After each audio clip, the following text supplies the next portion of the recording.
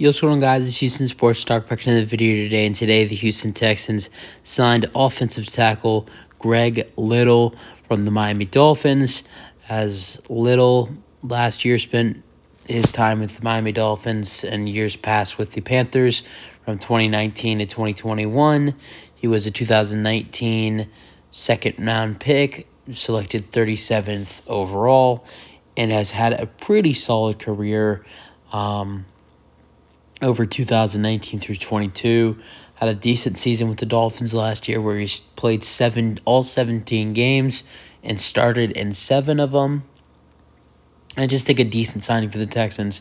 There's a lot of guys that the Texans are signing right now that, and honestly don't have a great chance to make the roster, but I think Greg Little is a guy who has a really decent chance to make the roster for the Houston Texans. Not only can he play both tackle positions, he can play left tackle and he can play right tackle. More comfortable at left tackle, but is also really comfortable at right tackle as well. As in this picture, he's playing right tackle. I think that is him playing right tackle. So he can do both. That's obvious. He can do both. He's an amazing run blocker, and the Texans, one of their struggles last year was run blocking, and also with Titus Howard sitting there at right tackle for the Texans. Titus Howard has had a lot of injury problems, and possibly if Titus Howard would to get injured again next season, Greg Little would step up and become the starter at right tackle.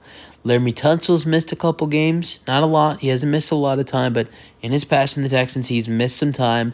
So Greg Little can start at left tackle or right tackle if Tunsil or Howard misses a game, and that's why I like it a lot. If one of those guys goes down, Little steps up to start. He's not, honestly, I think with how, bad Titus Howard's been pretty bad. He's been solid, but honestly, I think if Titus Howard continues to do really bad and Greg Little possibly does like really good, maybe Greg Little could take his starting job, possibly, but I doubt that.